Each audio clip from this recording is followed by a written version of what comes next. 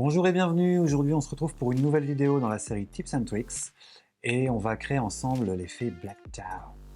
Allez, je vous laisse avec une petite vidéo et on se retrouve juste après.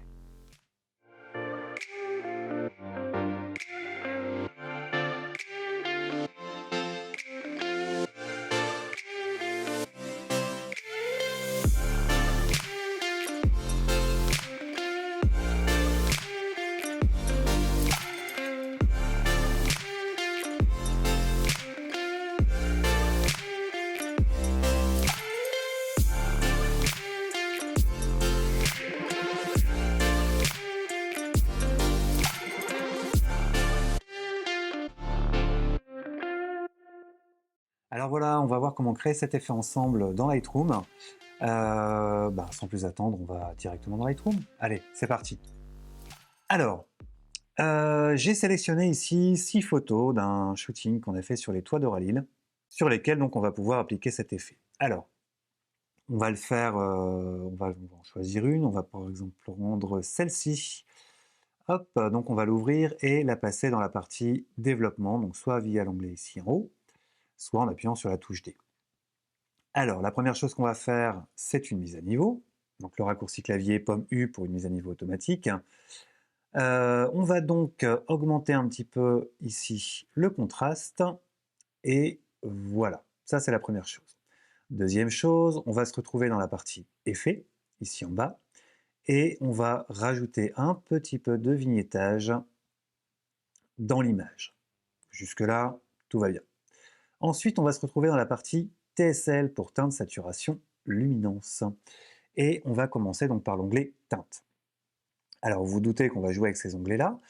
Pour rappel, donc, ce sont des glissières que l'on peut faire glisser bien évidemment de droite et de gauche, réinitialiser en double-cliquant dessus, et on peut les agrémenter de 5 en 5 en appuyant sur la flèche du haut ou la flèche du bas, d'accord? Et en appuyant sur majuscule et la flèche du haut ou la flèche du bas, on passe de plus ou moins 20 points. Alors, on va commencer ici avec le rouge dans la partie teinte et on va lui ajouter 15 points. Pour les oranges, on va lui augmenter de 10 points et pour les jaunes, de 5 points. Voilà pour les teintes. Maintenant, nous allons aller dans l'onglet luminance. Ici, nous allons passer le rouge à plus 20 points et le orange à plus 10 points. Pour le jaune, on va passer à moins 25 points et on va faire exactement la même chose pour le vert, pour le turquoise, pour le bleu, le violet et le magenta. Ensuite, il nous reste la partie saturation, dans laquelle nous allons passer le rouge à plus 25 et le orange à plus 10. Pour les autres couleurs, on les passe à moins 100, le jaune, le vert, le turquoise, le bleu, le violet et le magenta. Voilà pour notre effet. Ici, ce qu'on peut faire, c'est venir retourner dans le panneau de réglage de base, jouer légèrement sur l'exposition et pourquoi pas rapporter un petit peu de clarté à notre image. On va même pouvoir déboucher un petit peu les ombres sur cette image et atténuer un petit peu les noirs. Et voilà, notre effet Blacktone est en place. Histoire d'être sûr de bien avoir compris, on va le refaire encore une fois ensemble sur cette image, pourquoi pas.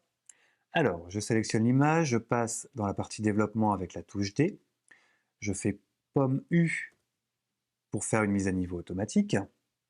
Je vais zoomer un petit peu ici dans mon image. Je vais augmenter donc maintenant le contraste de mon image et pour cette image spécifique, récupérer un petit peu de détails dans les hautes lumières. Voilà. Alors, je vais ensuite donc dans la partie effet et j'ajoute un petit peu de vignettage à mon image. Légèrement, pas besoin d'en mettre de trop. Je retourne ensuite dans la partie TSL pour teinte, saturation, luminance. Je commence par les teintes et j'ajoute 15 points à mon rouge, 10 points à mon orange, 5 points à mon jaune. Voilà pour la partie teinte. Pour la partie luminance, je vais ajouter 20 points à mon rouge, 10 points à mon orange, baisser mon jaune de 25 points et faire la même chose pour le vert, le turquoise, le bleu, le violet et le magenta.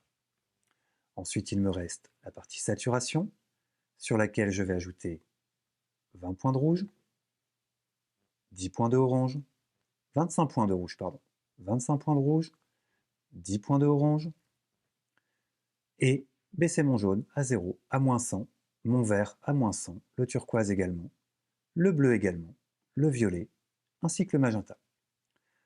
Enfin, dans la partie réglage de base, je vais pouvoir finir de corriger mon exposition et pourquoi pas rajouter encore une fois un peu de clarté.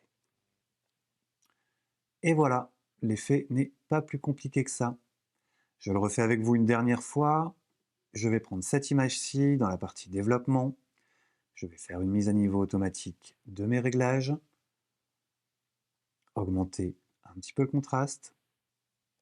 Dans l'onglet Effets, baisser un petit peu les gains pour récupérer un petit peu de vignettage et me retrouver dans la partie TSL.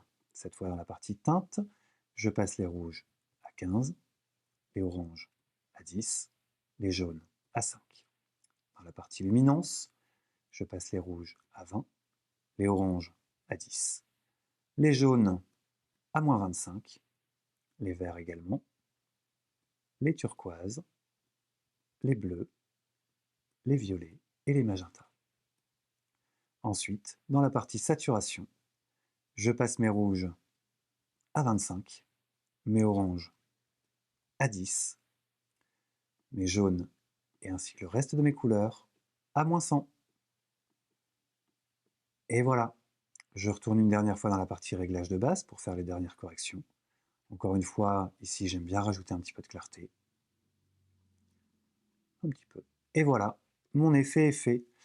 L'effet Blacktone n'est donc pas plus compliqué que ça. Voilà pour cette vidéo. On aura été assez vite à faire le tour, mais l'effet est plutôt sympa et il peut se prêter à plusieurs visuels. J'espère que ça vous a plu. Je vous dis à la prochaine. D'ici là, faites des photos. Si ça vous a plu, likez, commentez, abonnez. Toujours le site formation pluriel-photographie.fr si vous voulez des formations et que vous êtes au nord de Paris. Et puis moi, je vous dis à bientôt. Ciao!